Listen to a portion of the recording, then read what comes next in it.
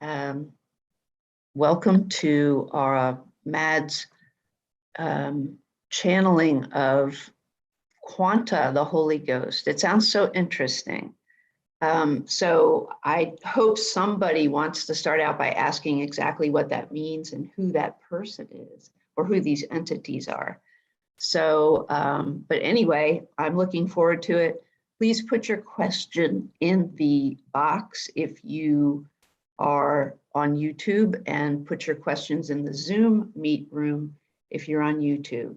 And don't forget, if you want to become, you want to have your message kind of bumped up and make sure that it's answered, you can do that by making a contribution to MADS. And I think I have a website that I posted. And then he will send you the Zoom link. Okay, it's great to see everybody. Thank you so much for that kind introduction, Suzanne. That was very lovely, and I'm happy to be with you. And I also just wanted to thank Carla and Stephen and Marcus for your recent donations, and for all of you who've contributed to the work and the cause, and that means a lot to me, and also that the work is adding value to your life.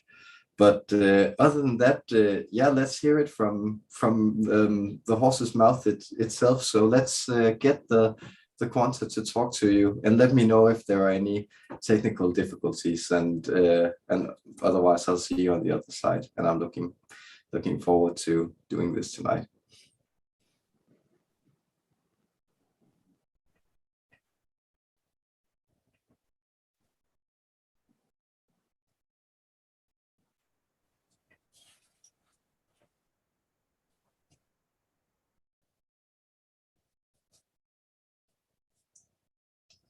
Yes, greetings, friends of Earth.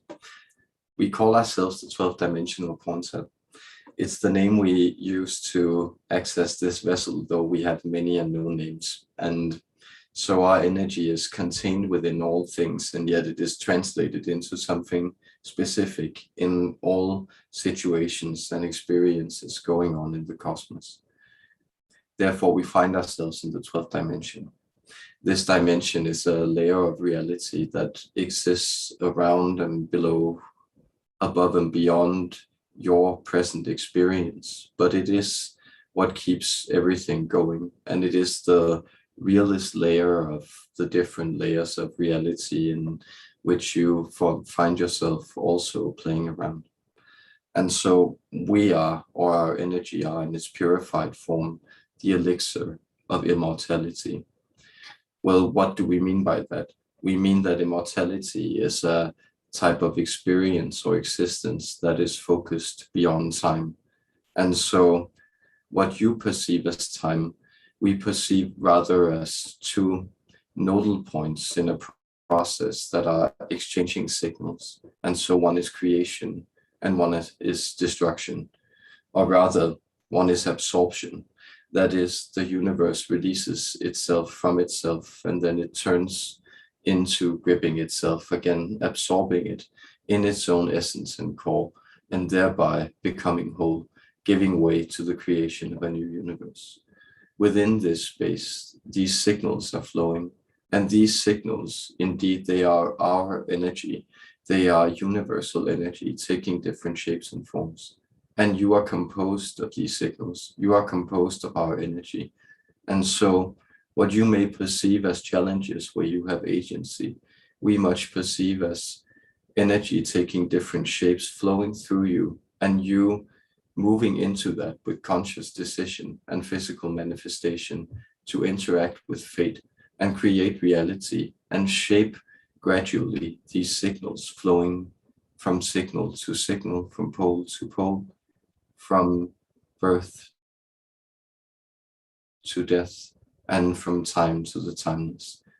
These timeless realities, these are where you come from, and these are where you reside. Everything are lesser manifestations mirroring itself in different points of creation. These creations, they are born from imagination. That is, these are images put forward And an image is a composite impression of sensory data that you take in and process, thereby creating a new mirrored reality within yourself, or the layer that you perceive as within, that we see as another without. So therefore, know that this elixir is flowing through you. You would not be right here, right now, breathing, also a manifestation of this process, if you were not filled with vitality, and if this vitality wasn't manifesting itself in many different shapes, seeking new outlets, new creations, new discoveries, and new reflections within the holy process that is you and your being.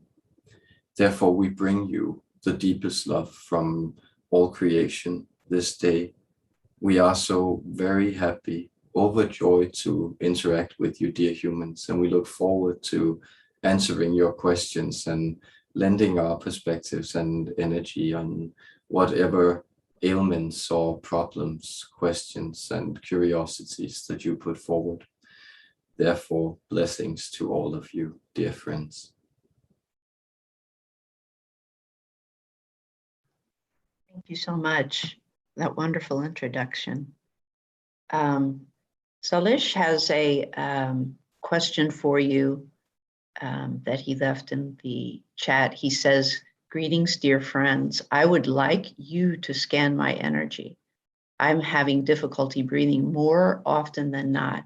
The problem is around my throat and upper chest. My question, is it my Kundalini or black chakras or something different?" Yes, notice the beautiful order in which these things unfold already, because this illuminates our introduction. So the Kundalini part of the problem that you are experiencing, dear friend, it is related to the actual registration of the sensation. That is the fact that you are an aware being that is breathing and alive in this process, and therefore you are having sensory impressions. So the Kundalini rising, that is your vitality rising and your level of consciousness rising within it, then gives birth to, well, the observance of these blockages that were already there. So you have actually had this weight of anxiety and worry pushing down on your chest for most of your lifetime. It began approximately when you were 3.5 years old, and it has in many ways accumulated from this place. And now it is letting go. But the way that it is letting go is by, well, resisting that energy, which is releasing it. And so the best thing we can do, we can suggest you to do, is to thump your chest, and with that, make forceful inhales. So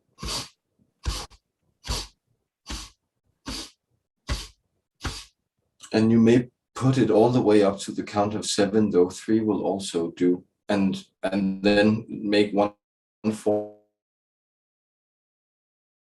forceful exhale. Then take another round of a regular inhale and an exhale, and then repeat the exercise. You may feel that this might also stir some pain within you, and if it directly hurts in any way that seems very alarming, then of course lay off the exercise. But other than that, you may feel that this will sort of stir vitality into your chest and help release it.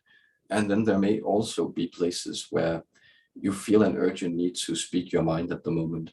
And here we sense that it would be good for you to express that in words where you can, but also temper those words, and maybe sometimes just sit with them a day before you deliver them. So this is the advice we bring to you, dear friend. It is a sign of health and progress, but it also often hurts like hell. So we do understand the difficulty in increasing your frequencies, because you don't really get there without shedding those things through the filter, or the sieve, we could almost call it, of consciousness. So blessings and love to you on your path, and we thank you for your question. And Shalish is not able to be here right now. And he had one quick question beyond that, which was, what messages has my higher self for me? Thank you. Yes, yes. And we are happy to receive this question because it is also illustrative of the idea of the higher self residing in another dimension. It is true, it does to some extent, that is, its view of reality includes more of what you perceive as reality or your experience. But you are also a part of your higher self. It is reasonably also a part of you then, but you are connected and intertwined. And so many of the messages, that is indeed all the messages, all the data you are always surrounded by, is what your higher self wants to experience at that moment. And this means that, well, your higher self has, for instance, the information to you that there is something, a type of unconscious pressure in your chest that needs to be worked out. And so what your higher self does, but where our perspective is very helpful, is that we can summarize some of these lines and condensations of energy and exploration patterns that your higher self have for you and has for you. And therefore, we can, for instance, tell you that your higher self is, well, quite interested in the idea of health, for instance, as a theme right now. And therefore, it may be bringing up certain blockages. It would also really like you to go swimming. You can interpret that in the way that it's most meaningful for you. But it is a message that it is delivering, and we sense it might help you. So yes, enjoy the water. It heals all things. Thank you. Carla, would you like to ask your question, or do you want me to read it?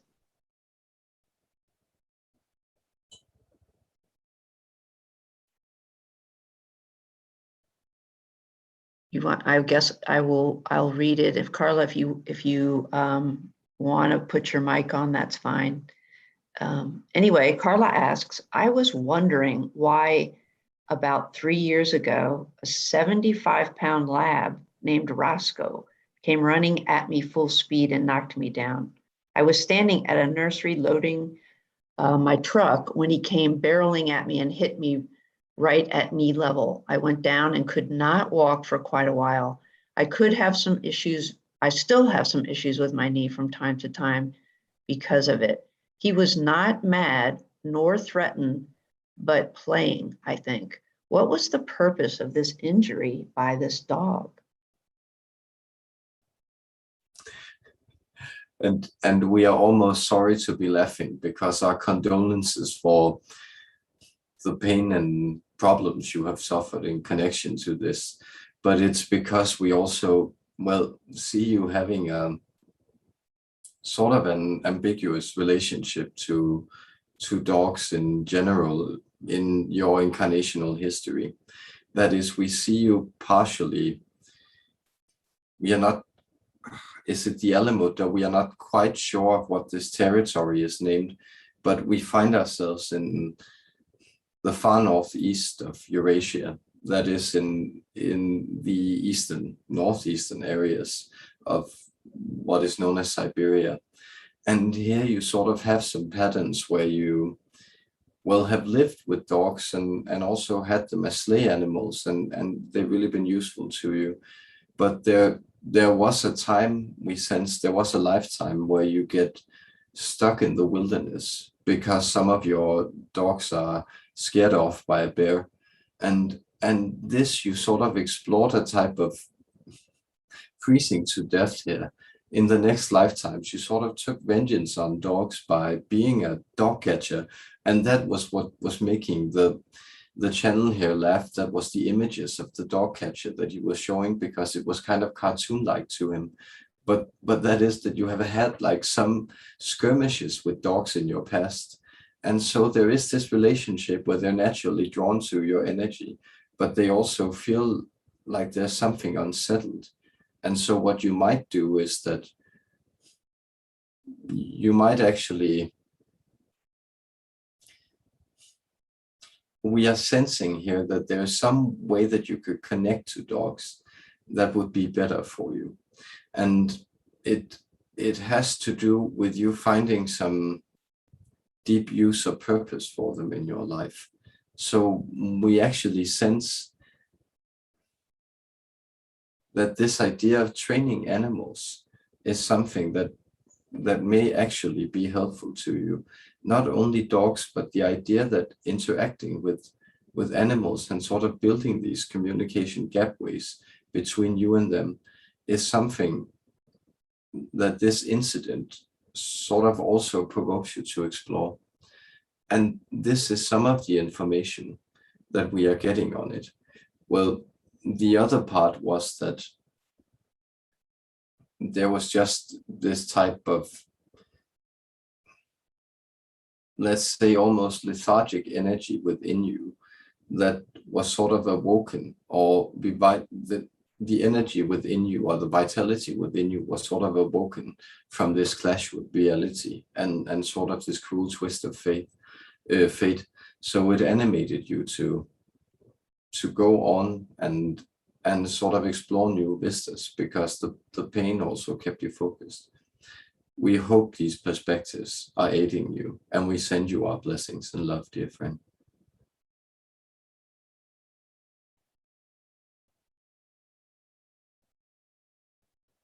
Thank you. I believe Steve is up next. Steve, do you want to give your question? Sure. Greetings to Quanta and Matt. I have a question about language of light. But first, I just wanted to say thank you to Mads and company for last week's session. They pointed out to me I was somehow still participating with parasitic energies. And so I've been trying really hard to stay with myself and eliminate any unwanted participation. And I've also been using some of the techniques, and I'm making progress. But I wanted to ask about the language of light. I really like the activations Wendy Kennedy does when she speaks in the language of light. And I've noticed that a lot of people on Hucalo use that as kind of an opening prayer. I wondered if Quanta could share some details about that, maybe what influence it might have had on languages like Aramaic or Native American, if any, or where we might see it being used in the future, what kind of settings or groups might use it in the future, and maybe predict when we might see it coming into more common use on Earth in the future. It's a very helpful question. And first of all, our love and blessings to you, friend. And we are so very glad that you find that the energies that you receive in these types of interactions with higher vibrational transmissions, they also aid you in shielding and purifying your energy into a level of brightness and joy. And so, yes, we just commend you for that, and know that. Thank you. Thank you too, because know that in this transaction, you are opening yourself up to a frequency of higher energy. And this in and of itself has the effect of also banishing some of these, we could say, lower energy vibrations. So from our perspective, how we sort of view reality, it looks incredibly, well, luminescent and geometric are sort of the words we would connect to it. And so what is often happened is that, well, we perceive you as these geometric figures. And these geometric figures, they have certain vibrations and condensations connected to them. And so that is also, notice that you can connect to this idea of your true spirit name. That is, there is sort of an approximated vibration within human language that generates you. That's the spoken word of God, we could say. This idea of, as long as you are here, you are sort of a word, again, this elixir flowing forward, being spoken out by well, the divine vocal cords as a type of willed creation of that. Well, how does that relate to the language of light? The language of light is a type of lower fractal emanation of this work.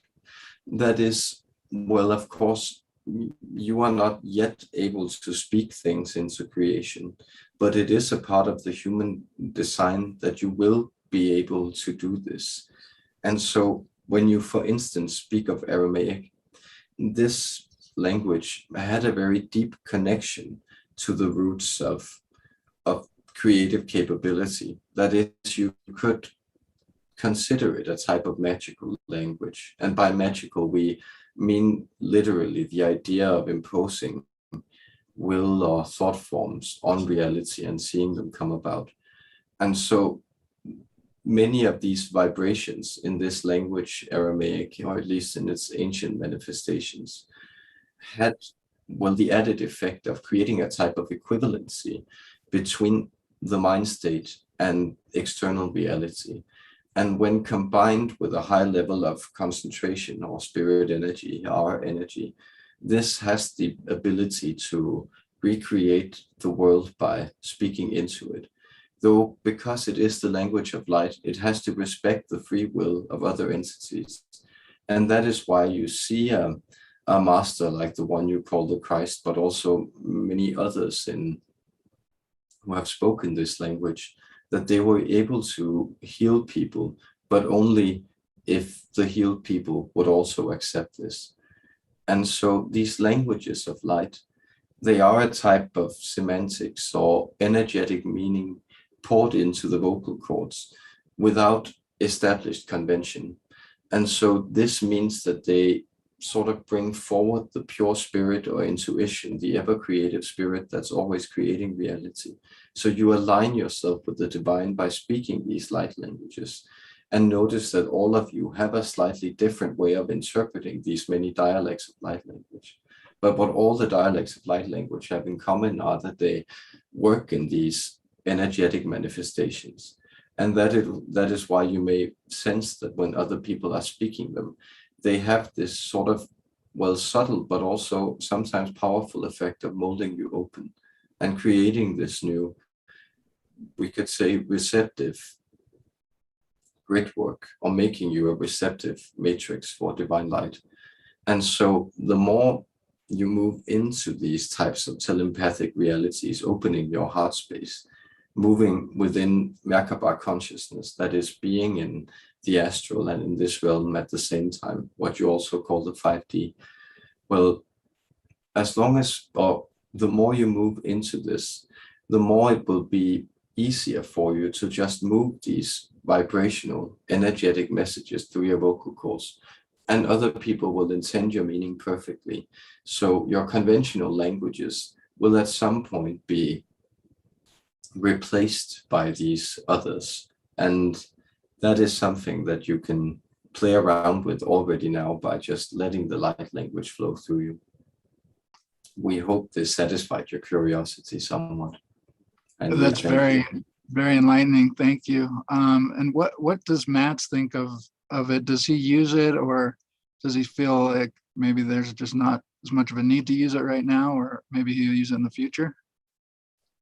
Yes, he's thanking you for the question. His perspective on it is mostly that, well, the idea that it might also have a sort of indirectness to it. So it's a type of supplement.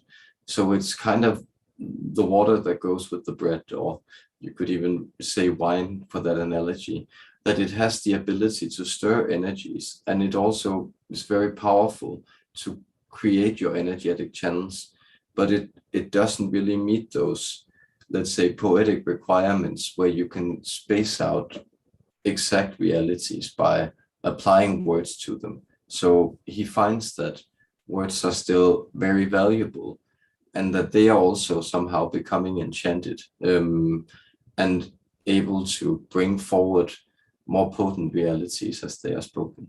We hope this was also helpful, and he thanks you for the question. Thank you so much. Yeah, that was great. Our blessings and love to you, friend. And to you too, Suzanne. Our blessings and love. Yes. That was a great question. Mark S., are you here? Do you want to ask your question? Yeah, I'll ask my question, save you Okay. reading it. Okay. Hi, Quanta and Mads.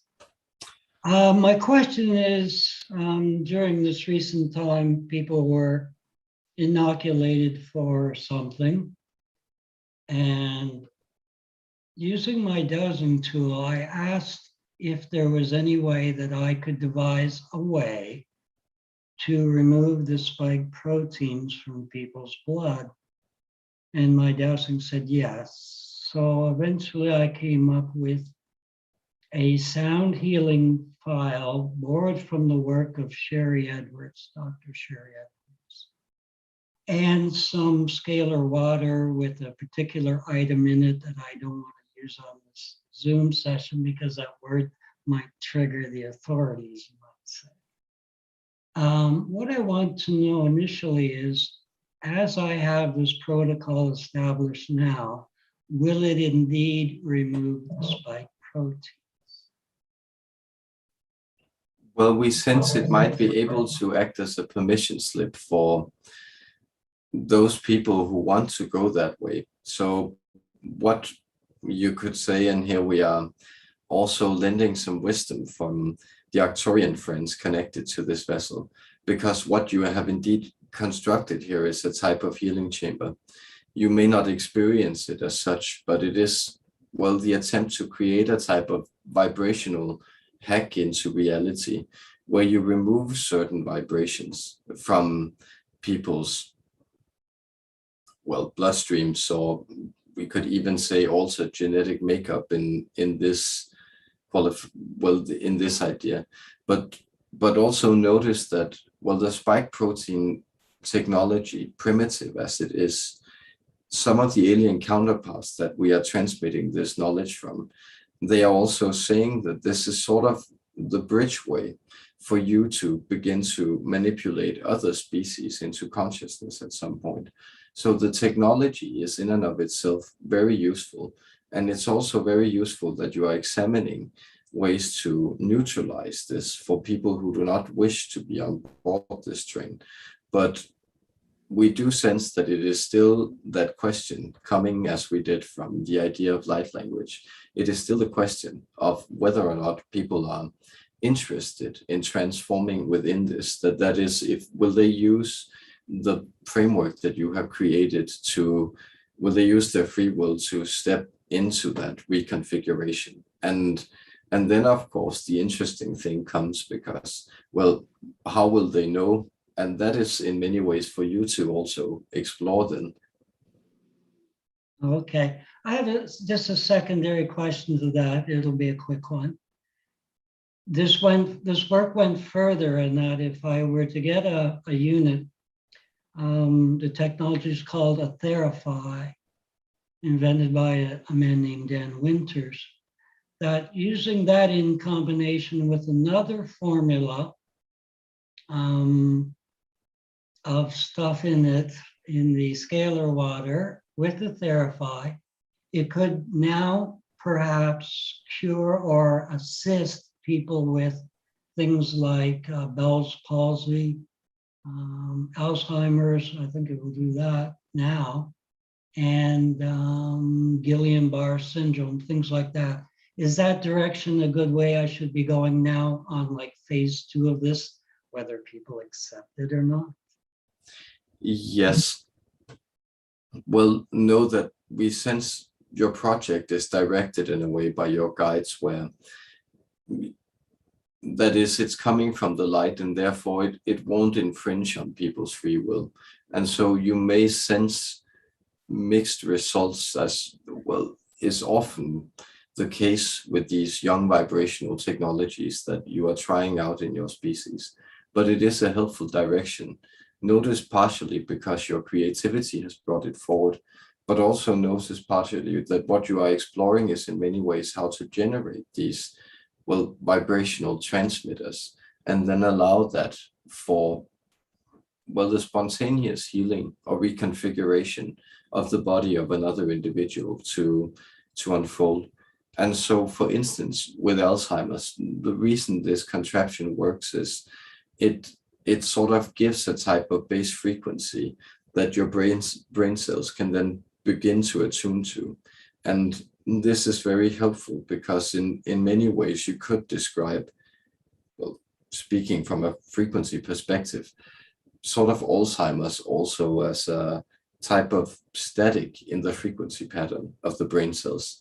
And speaking of cerebral palsy, this may have some of the same configurations related to some aspects of the central nervous system. So yes, try to explore this because it will also serve you in deepening this path and of understanding and exploration that you have undertaken. Okay, thank you very much. I'm done for my questioning for now. Thanks. Love and blessings to you, friend. And we thank you for bringing healing and beautiful intentions, love and light to mankind. Thank you, Mark. If you need any subjects, I suspect there might be a few people that would volunteer as well right here in the group. So thank you. Our next question is from Neva. Hello, Quantas. Thank you for the opportunity to talk to you. Yes, thank you for being here with us, dear friend. Love and blessings to you. Thank you. I have something remarkable going on. Just right now at the beginning of this session, I was making tea while I was listening to the introduction and to the answer to the first question. And I came back, had a seat, looked at my screen, and there's the chat box where we can talk among each other in the Zoom room. And there was a message there, and it said, "I hear you." And I didn't type it, and it was in the field where I am supposed to type my stuff. So it's really weird. I don't know if this is a message from someone. It's quite funny. Yes, who hears you? Well, you are listening. Yes, we are listening, and there are sort of strong angelic presences around you. So, and notice that you may actually have, it is something that you have not quite explored because it has also just freaked you out a little in your life, but you have quite the ability to summon energies around you. So that is that a lot of different entities, and especially moving from, well, let's call them the more leprechaunish or fairy realms, though we actually mean this, it's actually from the more positive aspect of this. Natural spirits, dryads, these energies that are connected to the life forces of the woods. And these forces are just very connected to you. And it's even like most people are so, let's say, cultivated that they sort of brush off a lot of these energies. But you sort of have an enchantment about you where you also drag them home from the woods, and then they can leave you messages. So we just sense that like there are like a lot of benevolent small helpers in your life at this moment. Awesome. Beautiful. Okay, that's nice. It makes sense. I spent quite some time in the forest yesterday, and I brought back some moss. Yeah, so I brought a piece of forest home. And I took a picture of it, and I uploaded that picture on social media, and I called it elf beds. Oh, it's funny. Okay. Because if that's not an invitation for elves to come and spend the night in your house, we don't know what is. Yeah, okay, I will pay attention to that. Regarding the ability to summon energies, last week during the YouTube session, I heard that there's a portal open in my place here, my apartment, and through which there's an entity coming through to say hello to me at night, which is supposed to be some kind of incubus. Yes. It's Prim. And my question is, should I close a portal? And if so, how can I do that? And if I cannot do it, is there somebody else who can do it for me? That's like 3 questions. I'm sorry. No, but these are all connected to the same question. So we would also just our friend here is saying that it's perfectly all right to ask follow-ups and elaboration questions, because it's important, we could say, for reality to get to the bottom of itself. And that's indeed why all of you are down here having these experiences. It's because reality, well, wants to sort of cross paths with itself. And this it sometimes does in the weirdest ways, where, well, strange portals from strange, let's call them netherworlds in this, they might open up in your living room. And so what you might actually do is you might begin to envision that these small woodland spirits that you have invited home, and notice this is sort of your higher self again, guiding you to do this, saying like, this is the elf bed, which is, besides being very cute, is also like an intuitively magic way of bringing these energies into your house. So if you can sort of begin to envision them building these types of palisades, you probably have an idea of how like an elven home should look. And so you can sort of begin to see how these vines are growing, and the organic are also taking over your living room walls. And then you can ask the elves, when you visualize this portal, for them to seal it, because they're very, well, if you know something about elves, you know that they're very good at creating instruments. So that is, they're very good with these types of sealings and bringing forwards of reality, small tinker elements. So you can actually use these sort of collective of elves there to protect you and seal that gate, because we do sense that it's an energy that is sort of reaching out to you. Well, Prim, the energy from the portal, it's reaching out to you because you're looking to disconnect from that sort of energy leak you have to that place. And then he's reaching out. So just use the leprechauns, because they're very powerful, small little sorcerers. And then know that you are you're in a pact, or you're in cooperation with them. So it's not necessarily, just them doing it because they know how and you're helpless, because it's sort of you also giving them the allowance, making it possible for them to move in and do this work. And they love doing this work. They just like building stuff, those little fellows. Wonderful. So I just concentrate on is there a specific way to interact with them or to get in touch with them, or is it just a matter of intentional focus? Yes, because you don't even need to connect to him. It would perhaps be more helpful for you if you connect to these small energies, then sort of notice sometimes when you see a shadow out the corner of your eye, or something moving across your floor, then you might notice that some of these elfin energies taking place, but you can also just envision them around you. And so a very helpful thing, because there's such a prominent theme also in modern mythology, is you can actually envision yourself as Snow White, and then like, how would it be to be surrounded by the 7 dwarfs, because they will have sort of an energy. You can move from that energy into connecting to the frequency of your spirit guides, which is they're a bit more kabuta, we think that they're called in Dutch, perhaps. Kabouter, exactly. So right. it's kind of wonderful. exactly. Wonderful. This is so amazing. So you probably already have like a more nostalgic feeling connected to them through the use of that word. And then just envision like this portal, like a type of energy void that's going on. And then, just just ask those little presences around you, and you can even speak it out loud. I would like you to seal and close that portal so nothing uninvited can come into my home. You are welcome here, my dear little friends, but everything plays by my rules, and please bless this home.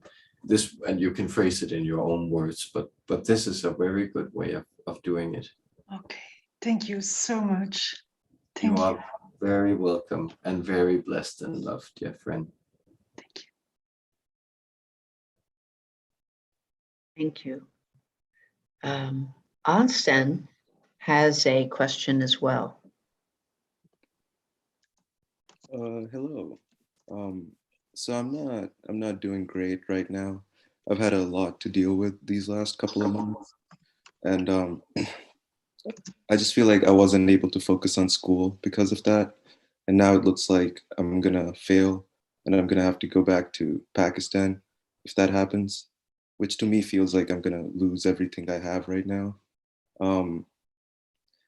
So I guess my question just is that if I'm able to direct my focus efficiently now, can I still do something that allows me to stay here? And secondly, like if that does not happen, will going back delay my new beginning by quite a bit? It's just something that's been keeping me up at night. I have trouble sleeping, and it's just been on my mind quite a bit. Thank you. Blessings to you in this predicament, friend. We do understand that this is hard, but we would also like to mirror some things back to you, because notice that, well, you can use this method of asking yourself, is what I am saying about these things, is it actually true to me? Because, well, it's true to you, but it has not come about yet. And so, yes, there are ample opportunity for you to change the outcome. But what you have sort of attached yourself to is this more of a catastrophe scenario. Because notice that what you are facing is, you may use the word delay, but it is more a type of stumbling block, a type of, well, final predicament for you to choose your own path. So notice there's really a point where you feel like you're being tested by reality right now. And so there might be, we say this with the greatest compassion and commend you for your courage in sharing this, but there might be something in your vibration where you have sort of been wallowing in not feeling good, in dealing with hardships, in struggling with life. And that's so very human. We understand it. You do not exist in a realm of pure and eternal bliss where we come from, which is, we admittedly nicer than having to deal with these ups and downs experientially. But at the same time, well, notice how much appreciation is offered to you in these pockets where you are afraid of losing things. So you say you might fail, and you say you haven't been concentrating.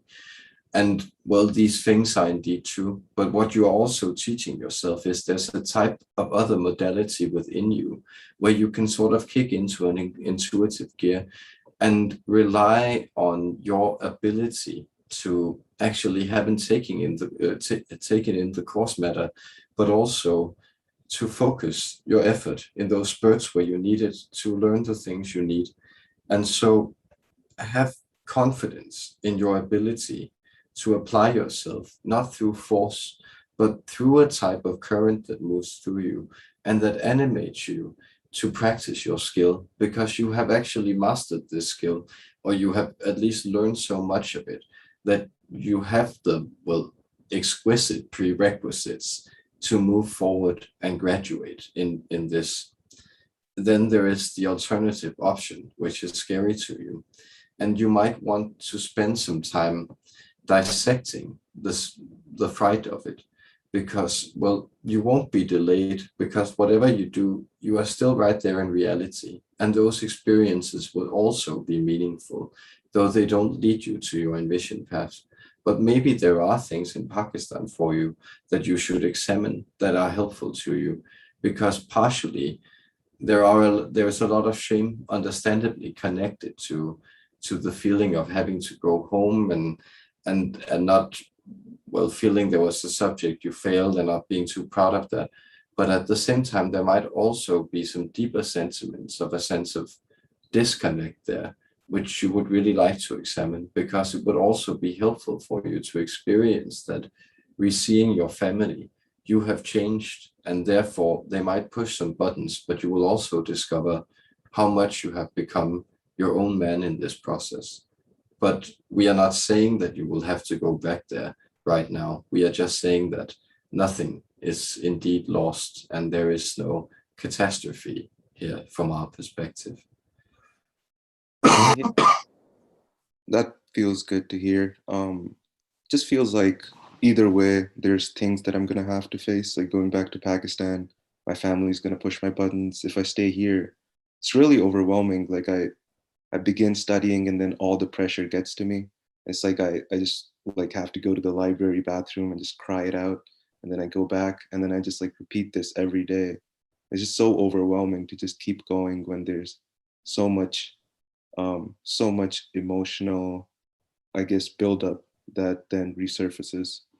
So I will try my best, but it just feels like my higher self has set up this like impossible task for me, especially since like I've never, like I can't really remember having like, I mean, you say I'm gonna have a new beginning now, but like my entire life has been spent in like just suffering or just getting caught up in these emotions that then come to the surface, but then there's more and more and more. So I guess I am just a little bit like there's not much hope that I'm believing in right now, but hopefully it works out, I guess. Yes, again, there are just perspectives here because, well, the reason we are smiling is because we sense this current of pain as something that is surfacing exactly because it's no longer serving you. And well, what you have done or the way you have mapped out your life is that you have sort of also placed a lot of, this is from a soul perspective, you have placed a lot of these impediments, challenges, sorrows, defeats, and destructions quite early on your path. And so this is quite common to also suffer some disillusionment and in young age, but it is something that you are using to sort of beat yourself with. And yes, well, notice then again that, well, we will use the image of a piñata or these types of objects that you beat open to retrieve the candy. And this is sort of an aesthetic technique that resonates deeply with you. So there is a type of resonance with pain as a teacher within your experience. And it's hard for you to stomach, we could also say, to have this type of nervous tension. But at the same time, you are also training your nervous system to becoming far more resistant to these perturbances. And well, this type of, well, lose-lose situation that you may find yourself in, or that you may perceive yourself to be in, well, we see it as opportunities in every direction, because there's no way that everything can break down without something establishing itself as another situation.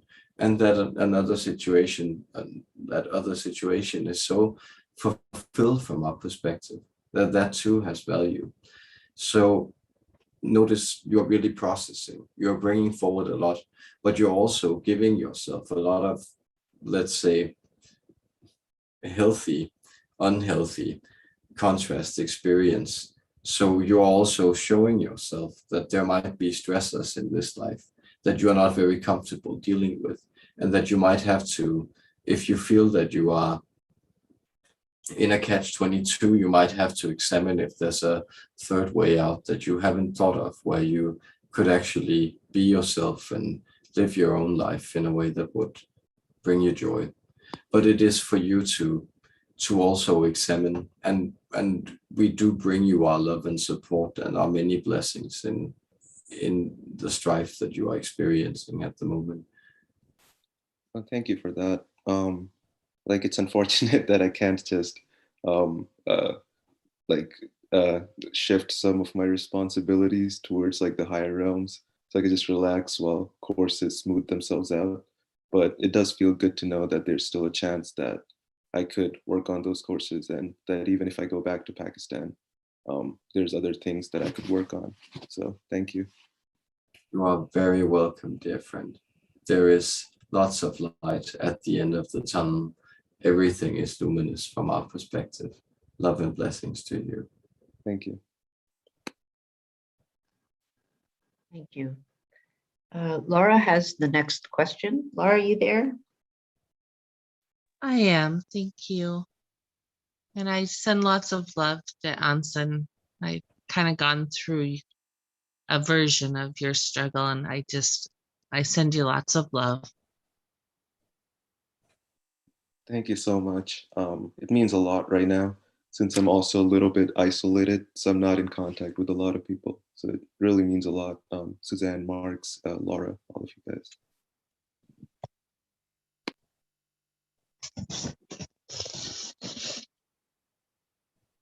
So I wanted to ask about an interaction I got to have a couple days ago.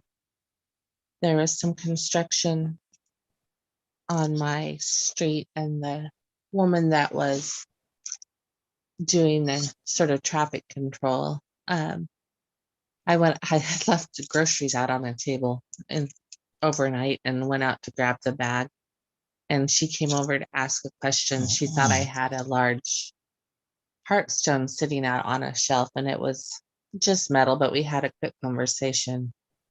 And when I came in, I was inspired that I had this tiger's eye heartstone inside on my altar. And I had a painting where I had just done the color, but I hadn't put the symbol on, the angel symbol. So I, asked for the symbol that would be of best use to her. And I got the life purpose angels was what, when I opened, that's what the symbol that I received to give to her. So I painted that symbol on and then took it out to her and gave her this. First I charged the stone with the intention of the life purpose angels and connected them and took them out. And then I took them out to her, and she seemed very happy to receive them. But I'm just wondering if there was, if that was just kind of, if it was just random that I did that, or if it was something that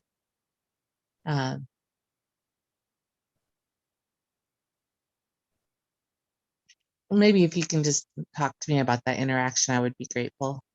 Yes.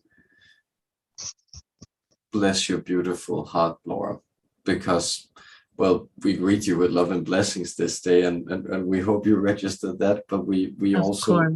yes, want to remind you like how loving it is, not only that you speak to dear Asen, who's sharing his vulnerability in a difficult situation, but also that you actually feel called to go in and create something that might be valuable and move this woman, because notice that's a very deep drive within you to sort of help people back into this loving place of comfort.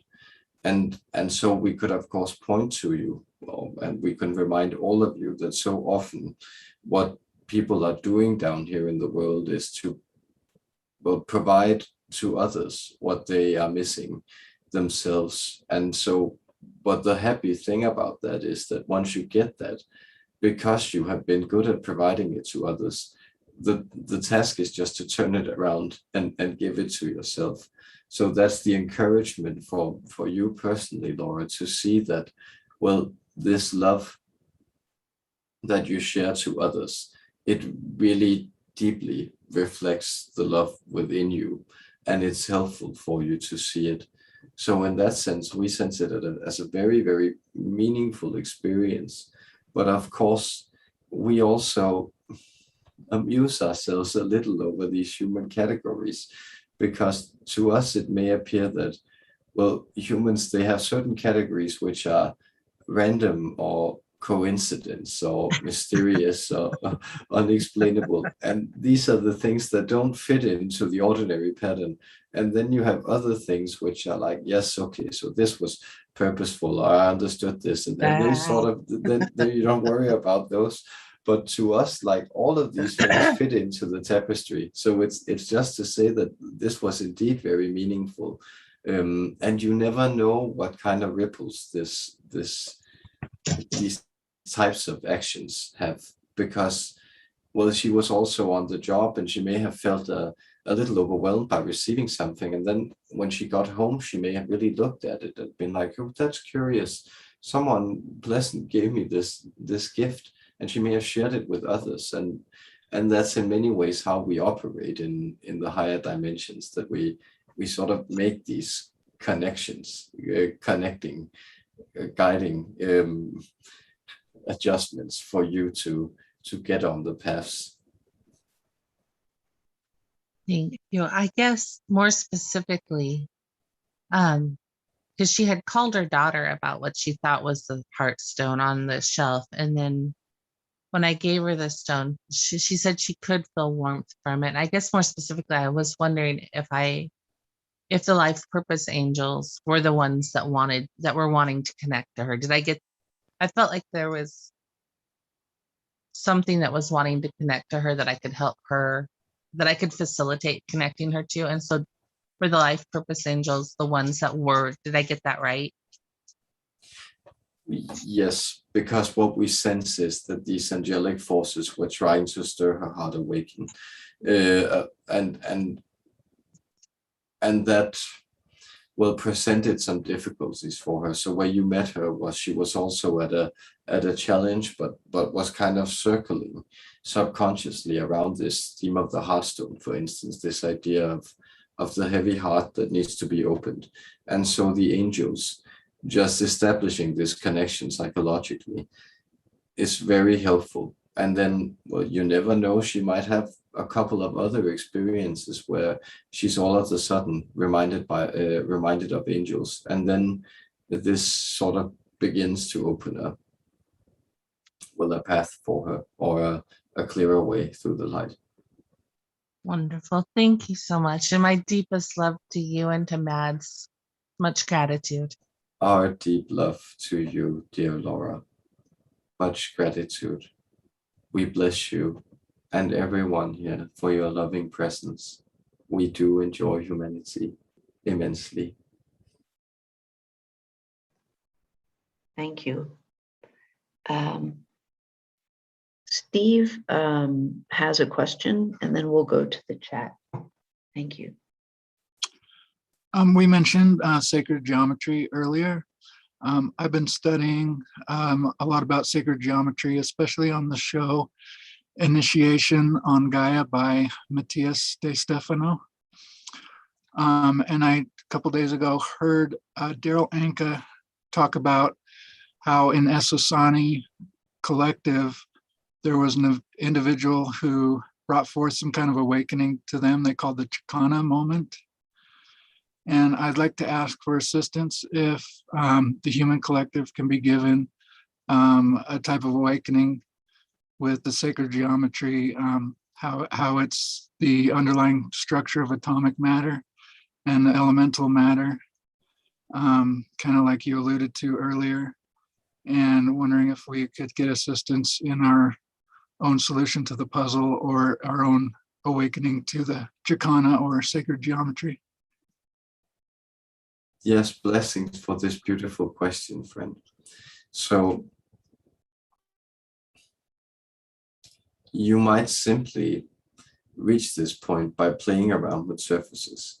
That is, it's indeed in the awakening of the Merkaba construction, where you awaken to this type of geometric consciousness, that you access the deeper substratum or layer of consciousness. But indeed, the guiding principle within this is the triangle. And from that point extended into space, the pyramid, because it's the most simple, stable geometric figure that's able to be composed by, well, the three points. And this 3 is another way of assessing it. So for some of you, it may hold great meaning to interact with geometric surfaces. That is, you may want to play around with these spatial metaphors, and we can reveal that it's in the triangle that you will find much of what you are looking for here, and in the combination of triangles within and about triangles. That's sort of one clue we would bring forward, and then we would say that the mathematics of it might be more approachable to some. That is, that you may want to ponder the idea of these alignments as basic relationships that exist within the created universe in order to, well, order it and for the harmony to manifest itself in all its disparate beauty.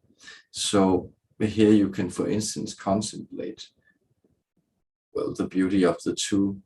And so, for instance, what happened to many earlier Christian theologians was also that they were mesmerized by the Trinity. This idea of this force that is one but becomes visible and creates the world and interacts with it through the number 3. So this is indeed also a structure that's related to the pyramid. And it is, you sense, it's this oneness within the structure of the pyramid that you are being guided towards, and that often, well, it stirs in and of itself. It's accessing so much about the deepest layers of consciousness that it stirs all these provocative images, emotions. We could even say conspiracies if you refer to, well, the entirety of the reception of the idea of the eye on the pyramid of the dollar bill. So there is just this very, very, very, very deep sacred symbolism ingrained here that sort of sprouts reality from it. And you just coming across the idea and seeing it manifest sprouts all these alternative readings of reality. So the more you can focus yourself into the oneness of a triangular spatial construction, that is a pyramid, the better. Our love and blessings to you in this project as well. Thank you. I really look forward to the day when the human consciousness gets the solution to the puzzle that will uplift all of us together on a higher level. Yes, and you speak wisely here, because notice you say solution to the puzzle. And if we were at least to refer to a puzzle as a jigsaw puzzle, then the idea is also that the solution actually consists of you identifying the correct small pieces and how they fit together. And then you will have the grand vision. And that will sort of catapult you into a new and grander project. But it is actually all these realizations. They are sort of minute parts that different parts of your collective are having and sharing and growing into the connectivity where the puzzle will fit correctly, and you will realize what, well, all the fuss has been about. And then there will be new things to explore, because that's the way reality is. Thank you. That's very exciting. Blessings to you, dear one. Thank you. We're going to go to the YouTube chat, and Yana has a question. She says, how do I notice physical, mental, and emotional stagnancies? I'm probably mispronouncing that.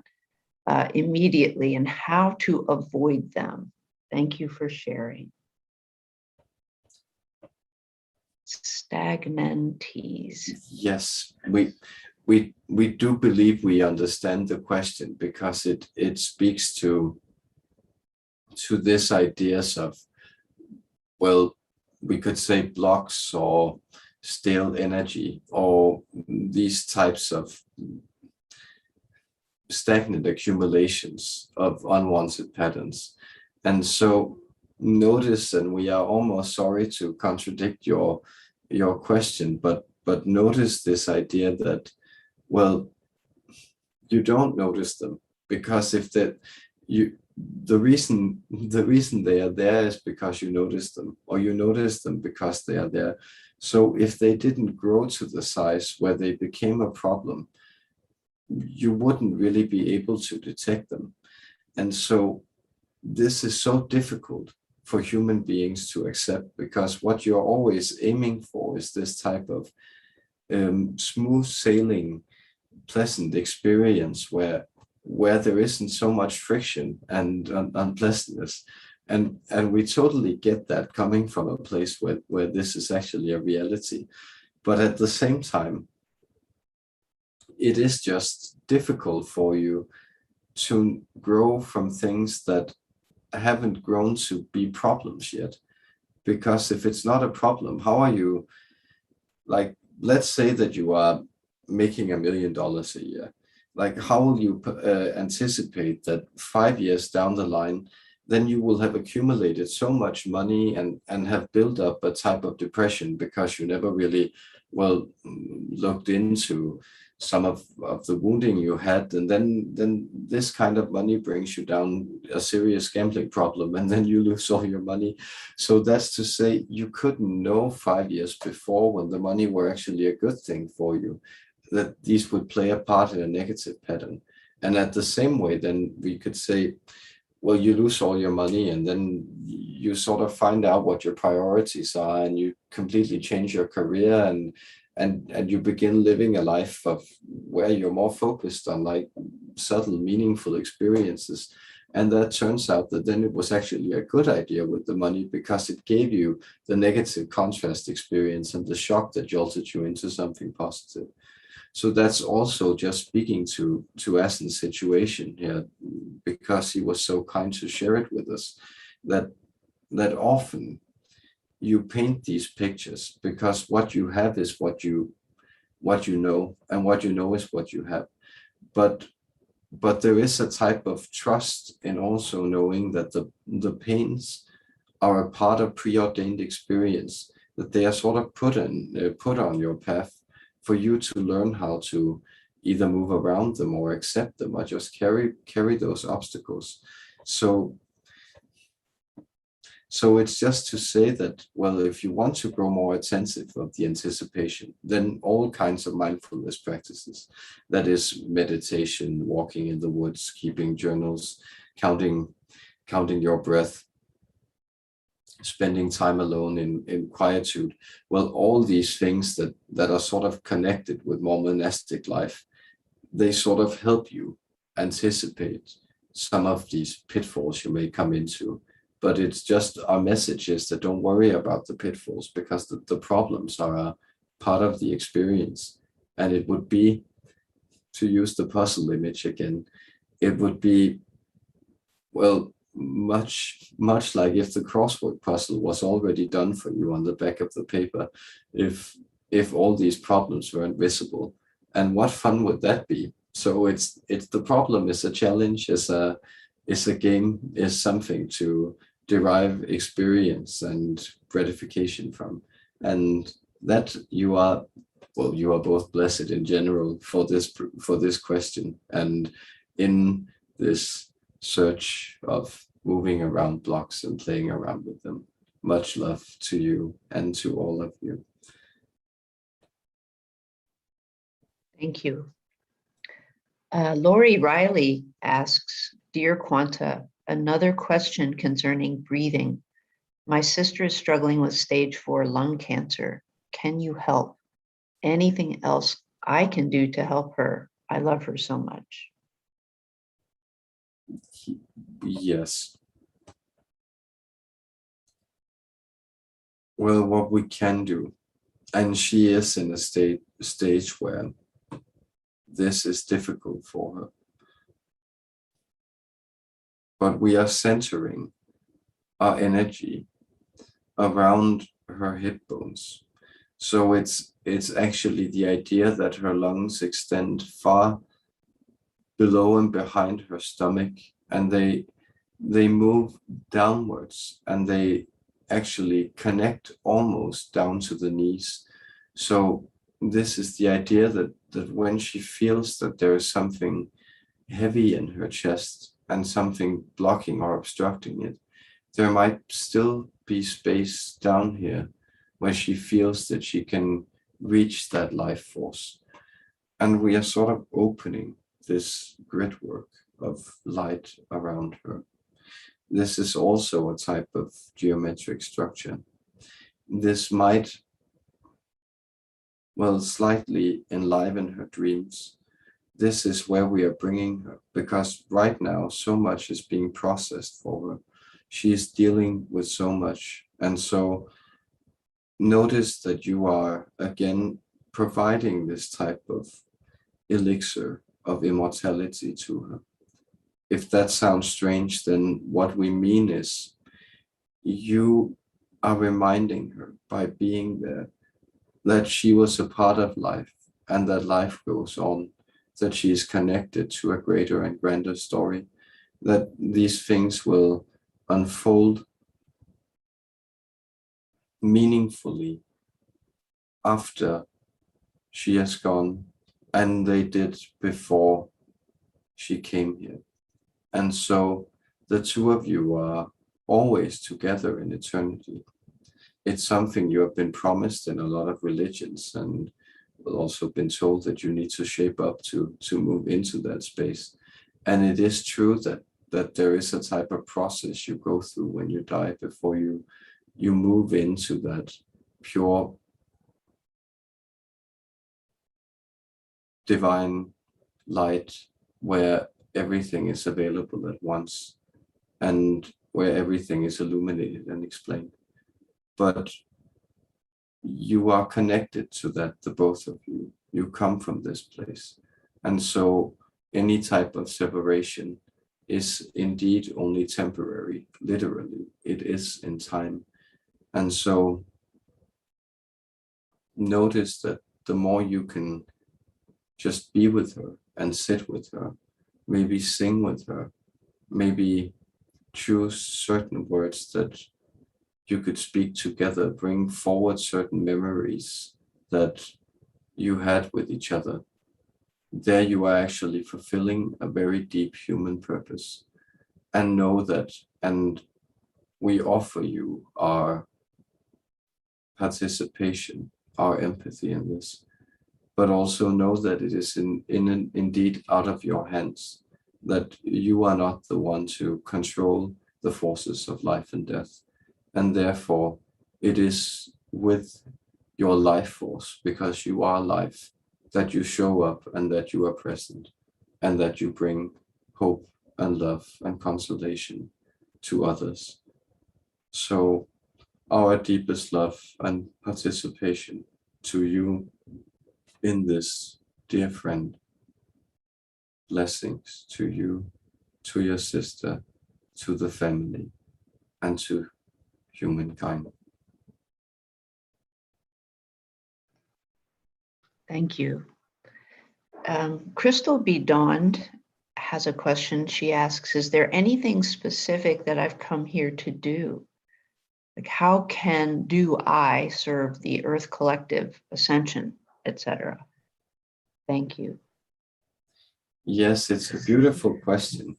And if you were to ask, well, other entities, they might give you more specific answers, because our answer is very much along the lines that, well, you are doing it, like you're doing that very specific thing the universe is able to do, that's called you. You are doing that right now.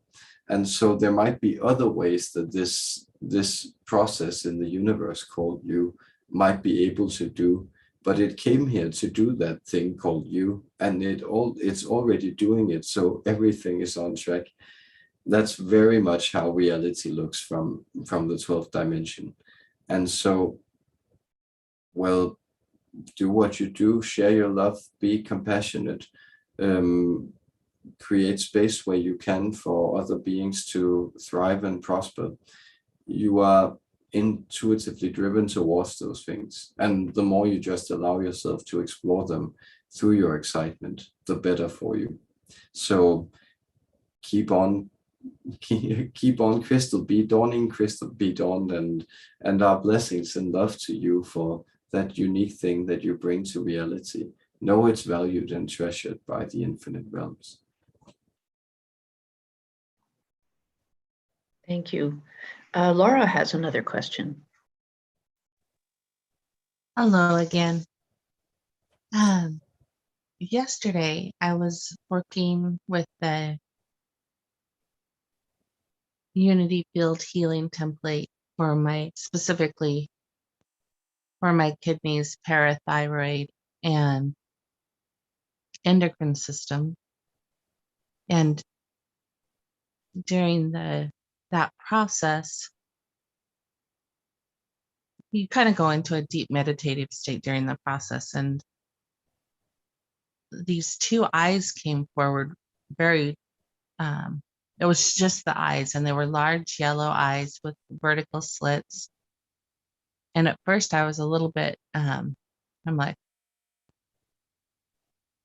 was just a little taken aback by them. And then there was like this shadow overlay of a beak, and I thought, oh, it's just the owls, and was kind of thank you to them, and then went on. But as I've thought about it, the owls don't really have the vertical slit. And so I'm wondering who this was that came forward. It could have been Saluntuk, my little crocodilia friend, or one of my dragons, or my parallel self that shapeshifts into the various forms. And so I'm just very curious who these eyes were that came forward.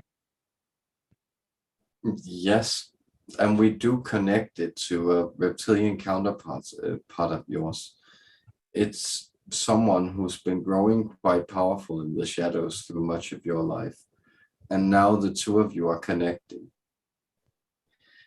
So notice, and this is also to speak to you generally, that so many of you are experiencing in these current energies, these types of almost being smashed open. Like there's a lot of the heavy energy of the past manifesting in sort of these final trials. And this is indeed where he comes from, because he's also to some extent, we're getting the name Slasiak, Slasiak. You can approach him in different ways, but it is this very deep serpentine, almost devouring energy, someone who has also been feeding on your life force to some extent. And it has been to a high degree where, well, many of your energies, that is more of the negative stuff that you have attracted, has sort of latched onto him and created this pathway. And now you are in a place where you can release it. And therefore you are being allowed to banish him. Perfect. That's why he startled me then. So in the healing with this, doing the healing is working with the Syrian Blue White Collective. So was it just showing me that entity had been banished through the healing, or did it come up and I still need to banish? We sense them?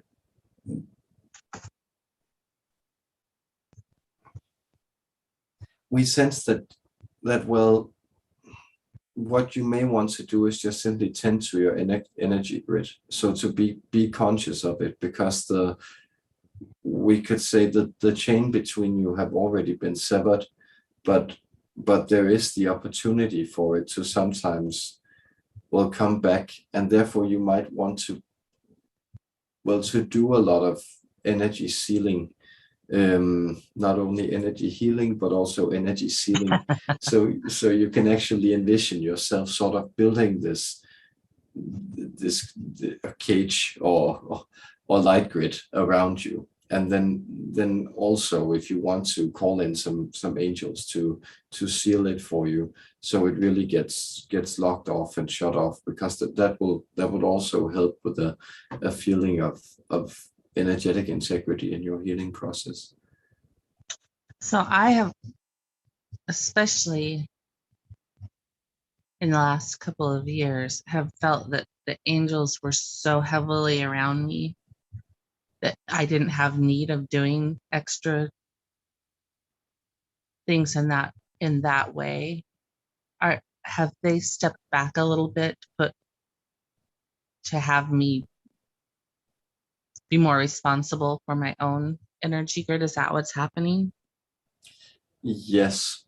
So that's often, well, the idea that in the moments when you are the most weak, angels will just step in and try to really, act as a bodyguards. But then when you're sort of being guided back into your power after these restorative phases, they might draw back a little to sort of present to you some of the opportunities to wield more of your shamanic power.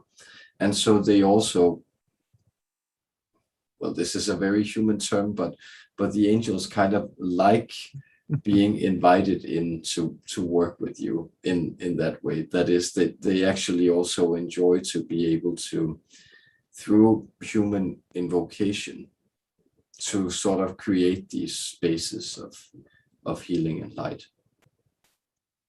And is it something to, once I set, is it something where I need to set this every day? Or is it that I do it every day for a while and then it's in place? Or is it just, I'm sorry, I don't mean to keep going on for too long. No, it's perfect. It's perfectly all right, dear friend.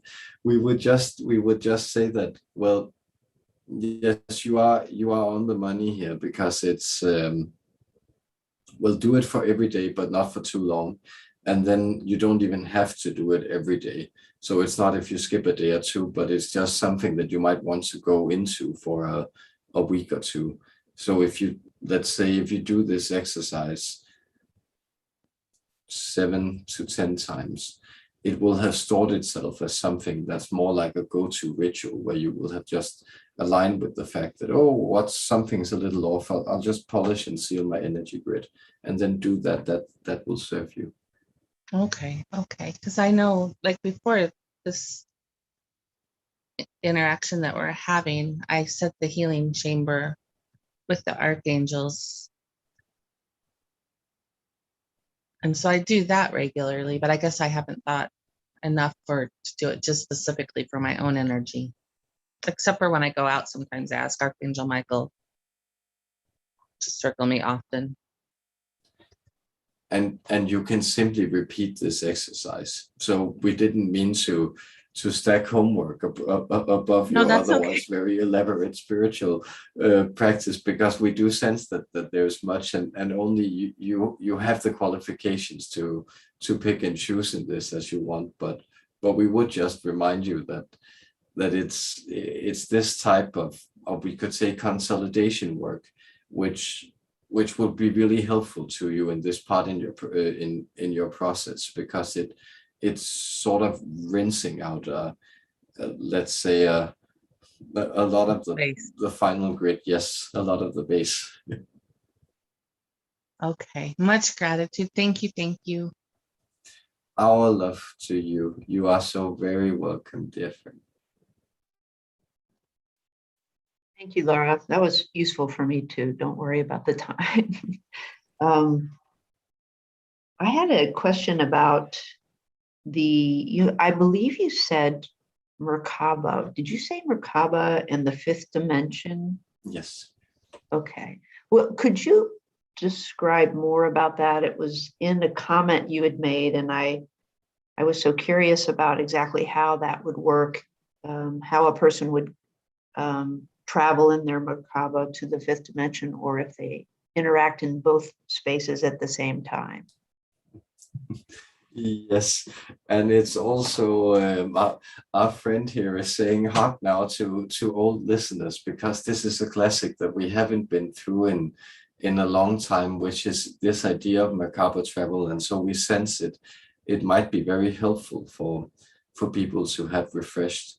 So the idea is, it looks approximately as a Star of David, again, combined intersecting triangles, though it is far more complex, and it has not only 3 or 4, but actually 5 dimensions to it, extra dimensions too, but you can perceive those anyway right now.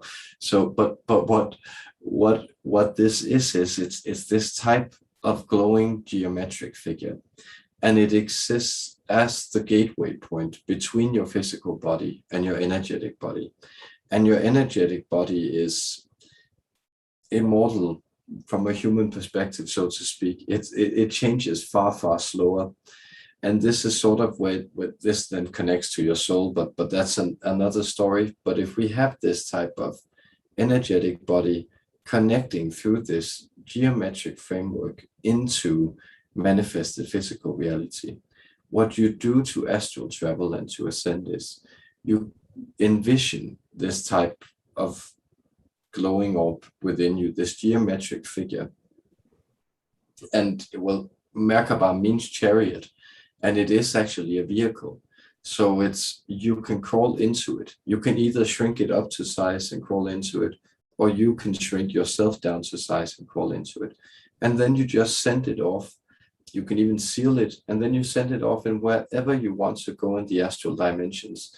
And here you are in this infinite space of astral communication, where everything exists at once.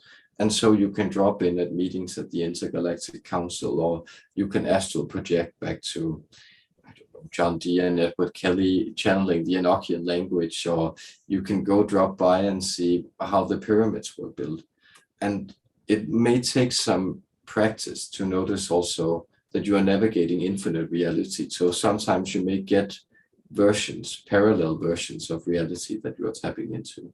But this is indeed how you build this Merkaba. And so at the moment where you ascend to the 5th dimension is also where this space is sort of fully opened in your experience, and that you are aware of yourself as these astral energy bodies traveling from lifetime to lifetime, and as physical bodies having an individual experience at the same time. And so, dear Suzanne, we hope that answered your question, but if you have any follow-ups, we are very happy to elaborate as well. No, that's great. The only thing I was thinking when you were talking was, is it possible for others to see you when your energy, when you're out and about? You are usually invisible, though the idea of encasing yourself in the Merkaba is that you might become somewhat, we don't mean to frighten anyone, but the words are that we are transmitting is tasty target. So the idea that there's also this element of peril, that is, if you move into the astral, there are many powerful entities who kind of like to pick off souls in that sense. But as long as you're sealed in the Merkaba, they can't really access that. And then you are usually invisible in your travels. But when you learn to really focus yourself into the grid work of consciousness, consciously yourself, you can also do the thing known as astral projection to humans, where you're not only experiencing the reality, but you're appearing in that reality and interacting with people in it. Wow, that's great. Thank you so much. I think Neva's next. Yes, I am. I had to unmute, sorry. Hi, Quanta, again. Hello, dear friend. Hi. I have a question about feeling stuck in a rut, not being able to leave the past behind.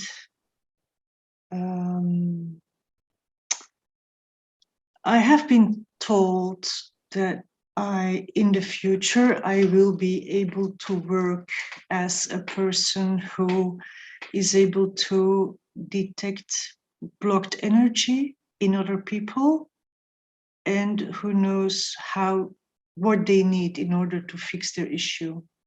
So it would be something with herbs and like herbal medicine stuff.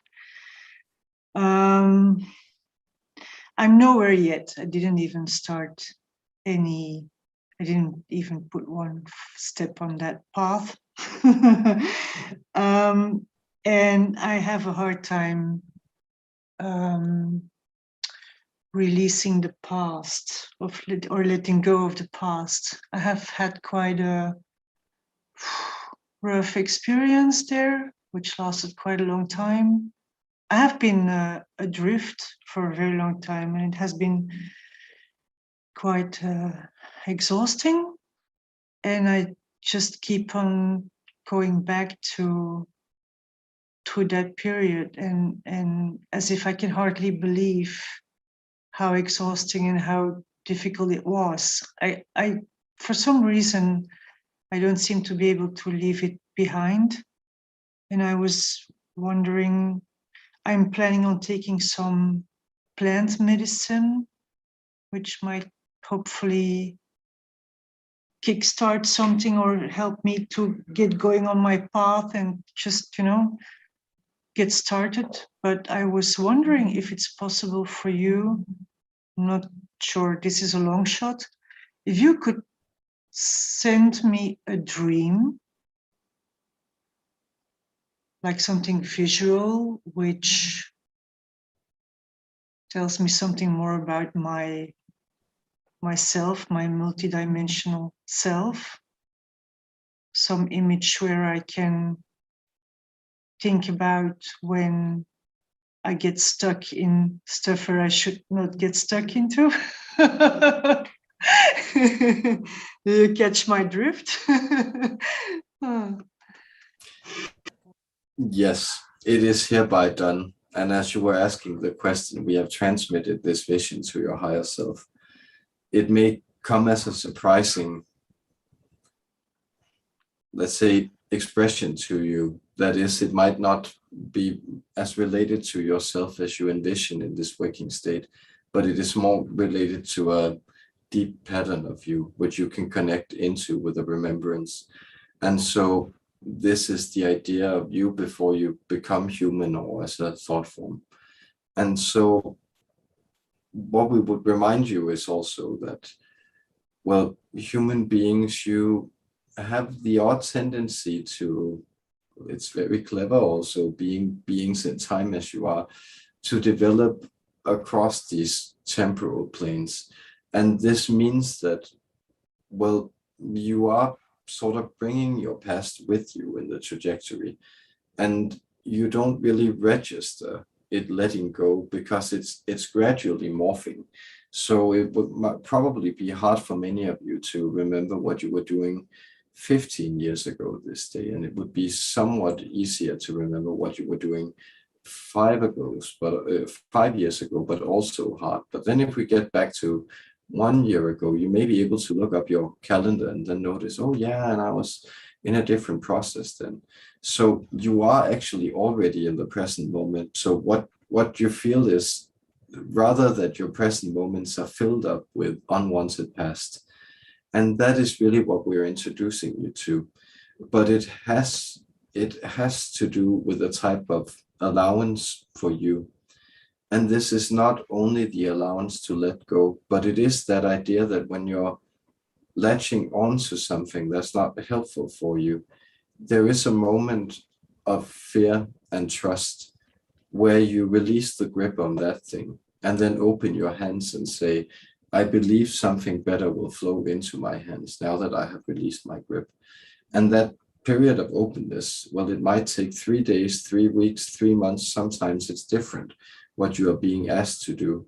But there is a type of, well, opening to emptiness, releasing your hands to hold the emptiness behind this experience and all experiences.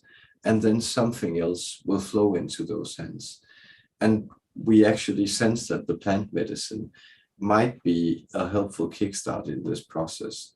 But just remember that it won't, well, flip a switch. So it will give you new perspectives, new vistas, new energies, new visions that you can connect with, new positive remembrances of who you are and what you like and what you could be again. And those are all very helpful. But there is just this type of lag from the past that will gradually change and heal and feel much better as you move into your future. But it's, as Rome wasn't built on one day, so human beings just rarely change from one reality to another. And that doesn't mean that there won't be chapters. Okay, now a completely new chapter is starting in my reality. But there is this gradual growth. And that's what we also will ask you to be compassionate with yourself in relation to that. Okay, thank you. Is there a specific plant medicine where you think about that could be helpful? Because there are several. Yes. And we do actually sense that, well, you might want to seek out the guidance of ayahuasca, and you might want to look into different opportunities or possibilities for doing this, so you can also sense, well, keep a check on where do I feel the people who are working with this resonate with me, and where do I maybe feel a little put off, and so pick the place that you work with it. But we do sense that what's really calling you forward is this type of bright vision, and that's really something that's very uplifting and positive. And that is why it's very much the jungle vine that's coming forward to give you these positive visions. So we say look into that, and possibly also you may want to examine San Pedro in particular, but we do sense that would be more helpful for you down the line, perhaps in 2 years or so. Okay, thank you. Thank you very much. Wow, welcome, loved and blessed. Blessings to you. Thank you. Good retirement idea.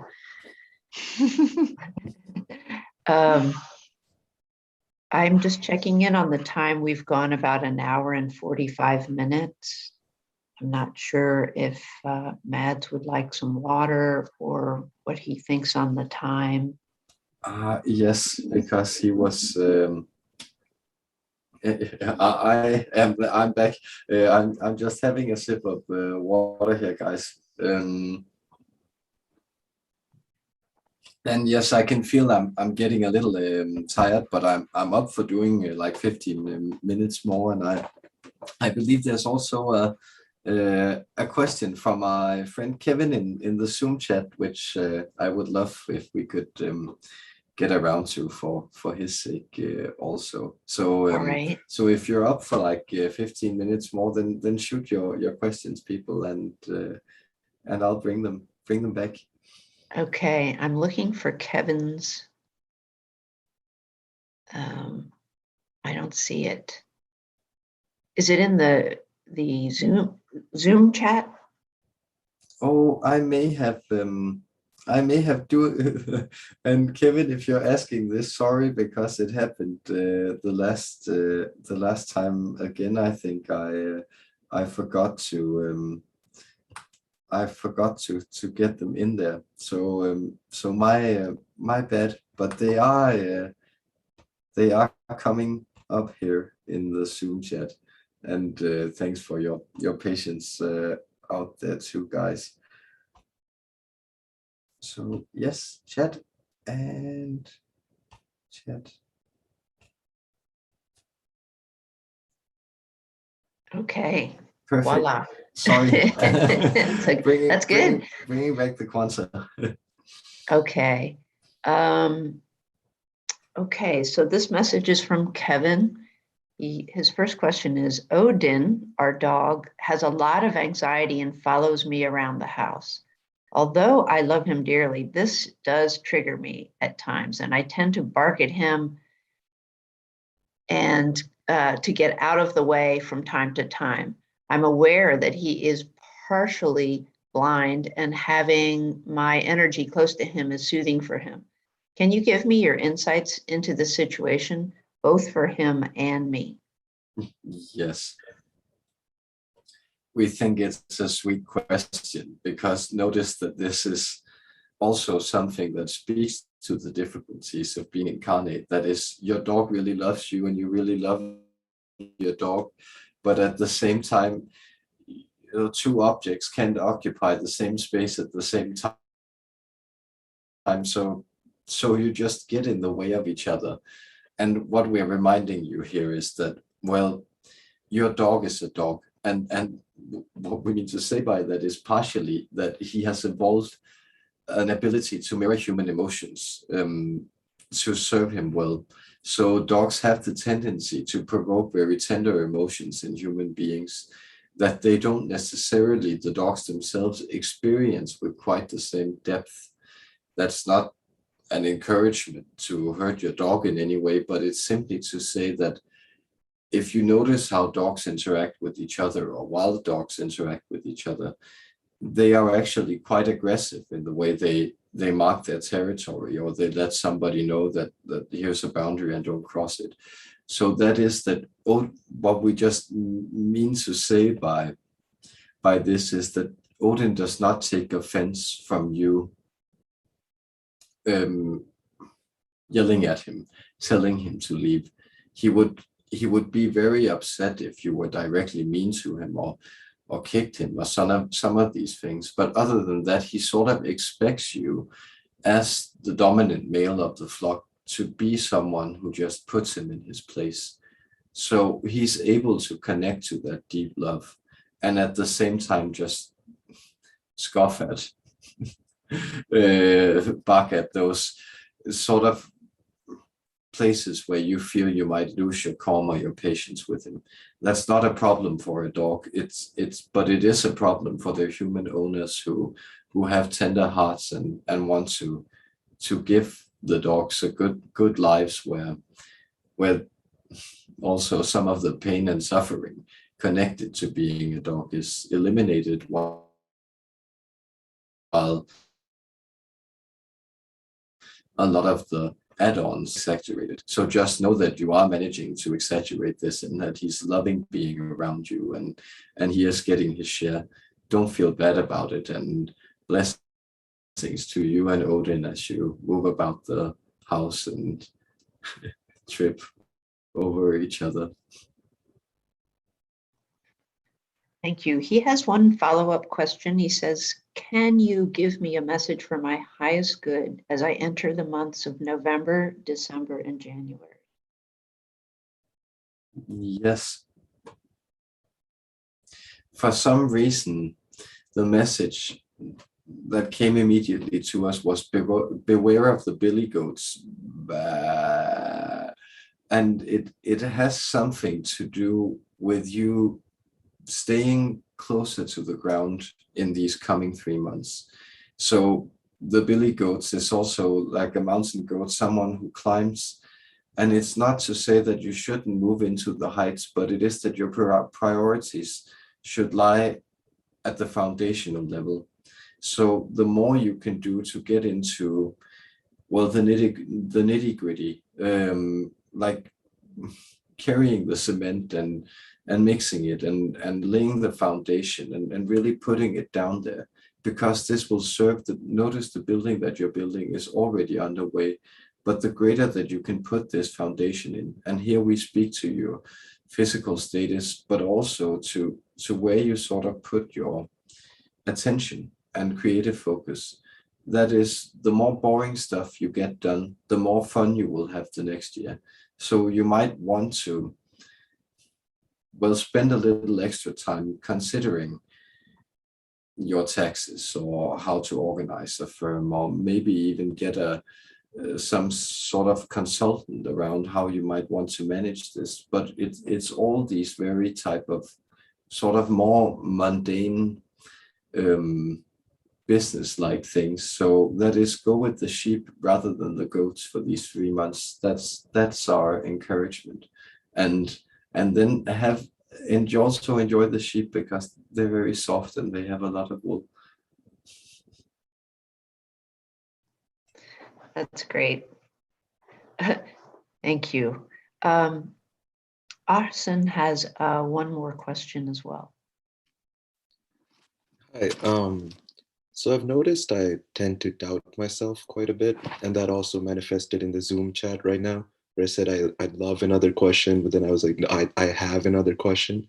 And I've noticed that if I receive validation from others, these doubts kind of sort of subside. So I guess my question is just on how to move past doubting myself and be more confident in how I express myself. It's a very beautiful question, friend, also because it's generally relevant.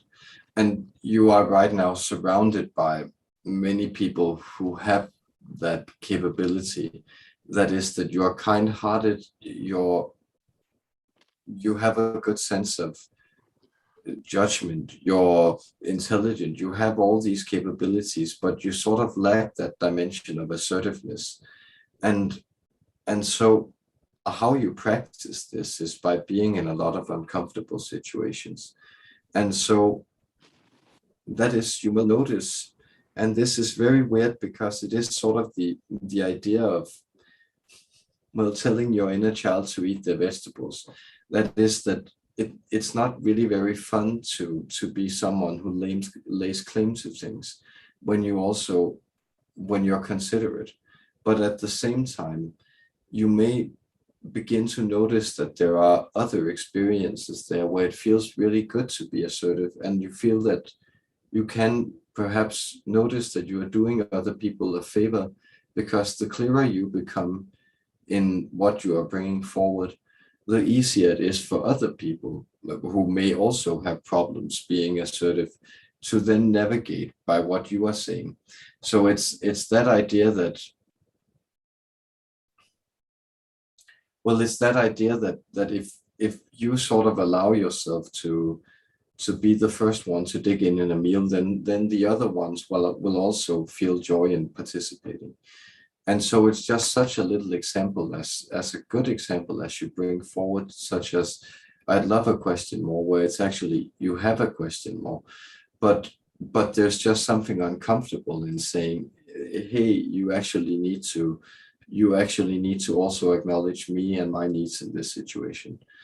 And well, you just simply do this by practicing some level of, not necessarily selfishness, but self-assertiveness in all situations where you feel that there is something that you would actually want, then just the ability to somehow express that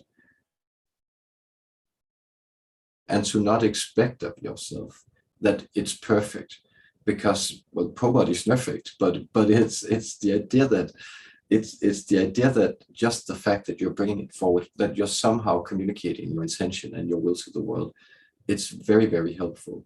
And that goes for all of you here, because this is in many ways sort of the universal predicament of the starseed, who come from these higher vibrational configurations in your soul trajectory. You come into places where it's very difficult for you to sort of assume the mantle of being down also in this raw and rugged world of things that are limited and that you claim and that you have intentions about. And that's really something you can force yourself to do. And the more you do it, the less you will also manifest some of these hard situations in your life where you're really being pushed into a place where, yes, there's almost no nice way to say this, but where you really don't give a shit about the outcomes, and so you sort of step into the presence and assertiveness from there.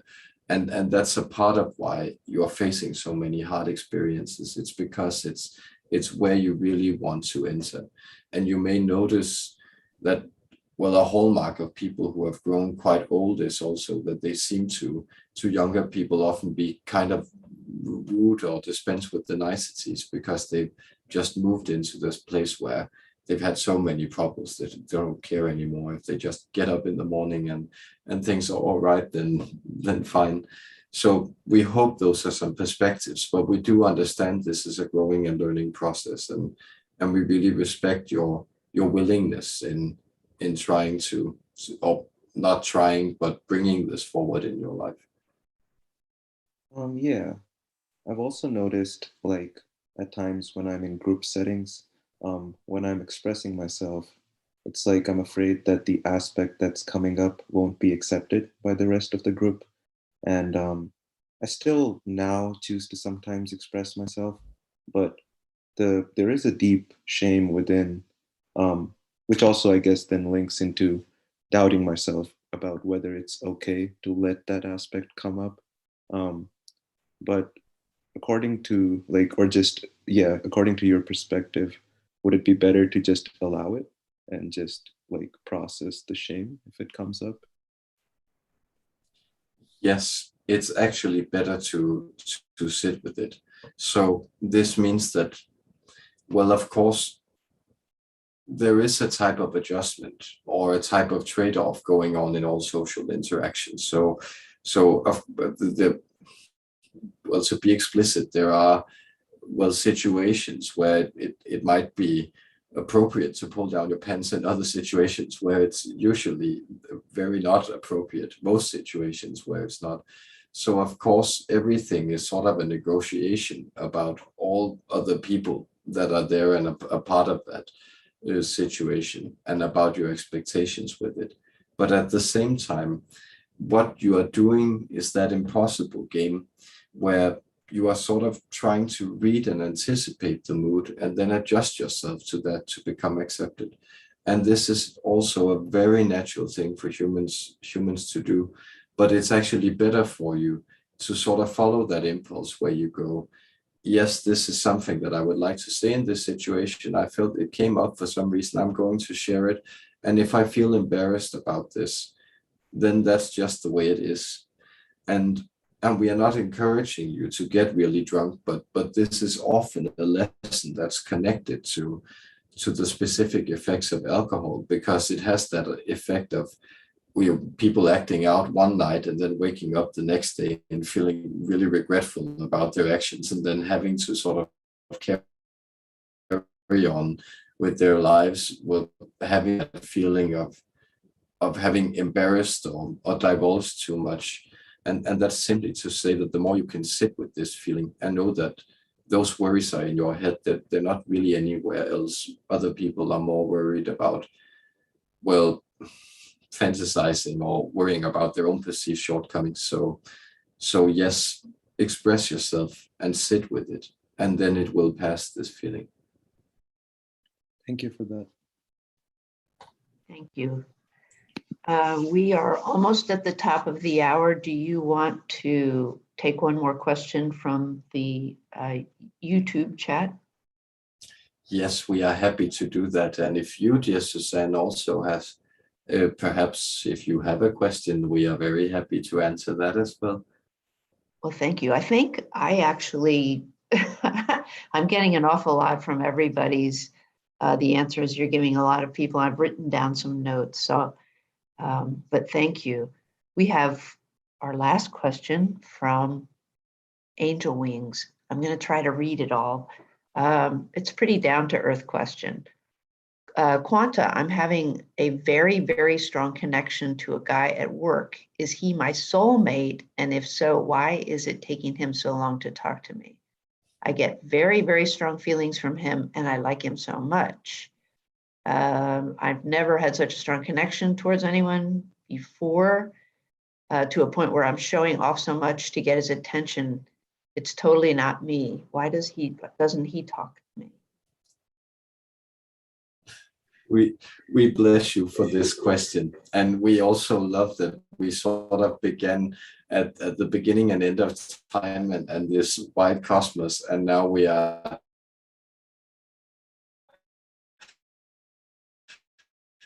back in. Notice that from our perspective, this is where infinity comes to rest. It's in these individual situations. And these are as much as, just having heartaches over somebody is an absolute manifestation of the divine, as well as the creation of everything. So that's also just to frame this question, because, well, we will give some rather mundane advice, and that is, have you considered that he might be shy because he likes you a lot? Well, what we're actually sensing around this situation is that, well, you're quite convinced that, well, you're not quite convinced, you really feel that you like this person.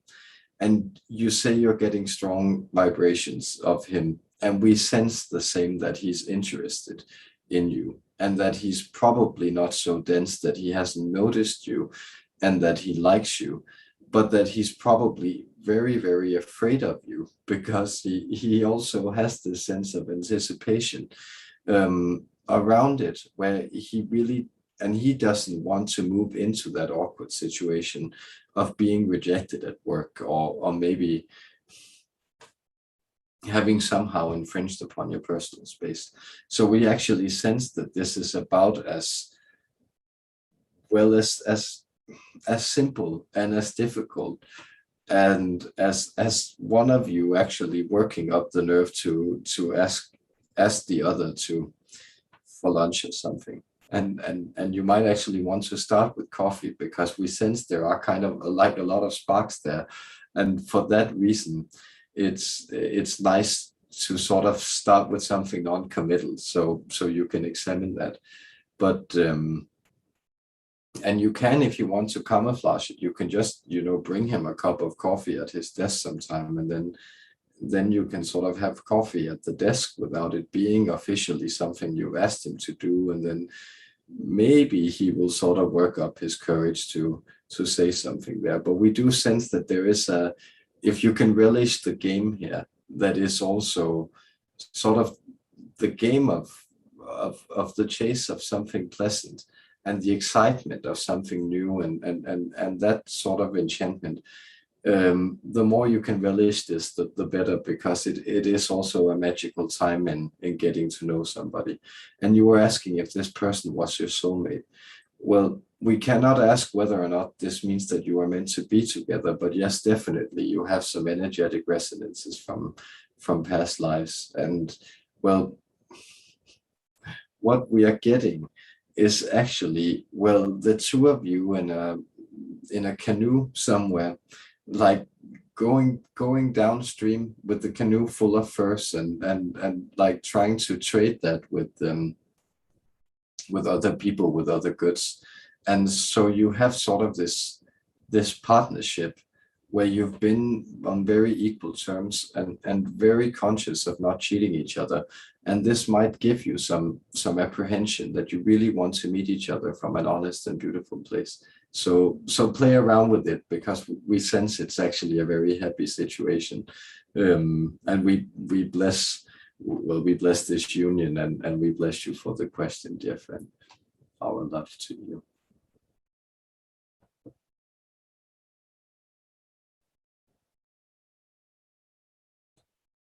Yes, and we were just opening the eyes of our friend here to make sure that, because we believe our friend Suzanne may have left us. But okay, I will make a prayer and a transmittal here, and good to be with you guys, and then we'll call that.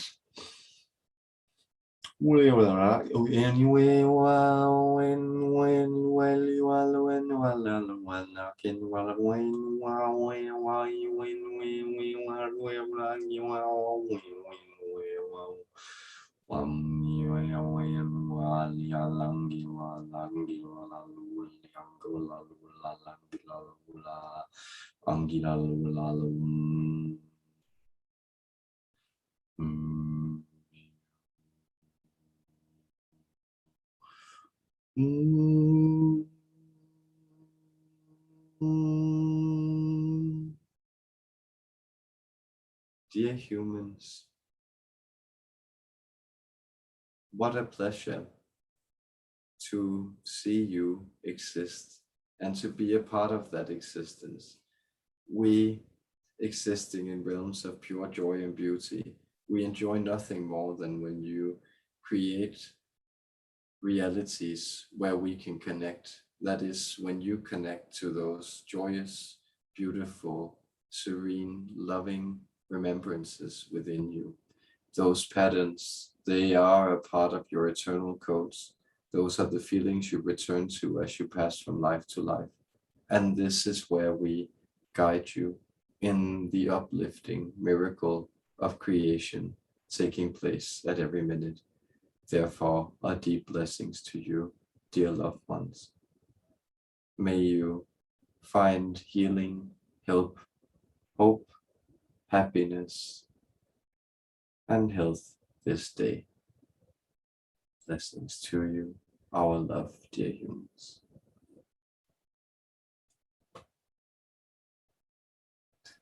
Yes, it's Wonderful, wonderful. Thank you, Matt. Beautiful. Yes, beautiful again. Much love. Thank you. Much love to you guys. I'm glad you enjoyed it. I'm just filled with a lot of bright energy, and I hope also to you on YouTube that we got to some of your questions, because thank you for all the cool and insightful and open-hearted questions and for sharing today, you guys. So it takes a lot of courage to just, you know, not only work with your things that way, but also share them with others. So just my admiration, my gratitude to all of you for being here. It was so awesome. And the plans for the next and coming live stream is you will not the next Sunday, but the next Monday. So the 1st of November 1/11, we will invite in Merlin. Oh, wow. So I think that would be funny, like a Halloween mood channeling, where Merlin will join us, and so I hope to see you there. And otherwise, send us a question beforehand. But much love to you guys, and thank you for being here, and my support to all of you who are struggling or going through something. It's hard. Keep on soldiering on, guys, and yeah, stay strong. Much love and healing to you. Thank you so much. Ah, great, Mila.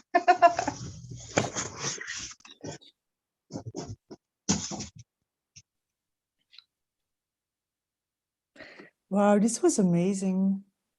It was a really, really good session. It was. Lovely, really lovely. Wow. Your elves delight me, absolutely delight me. Oh, that was so funny. Oh, yeah, it made me cry. So mischievous to be on your keyboard while you're away. Yeah. I was just like,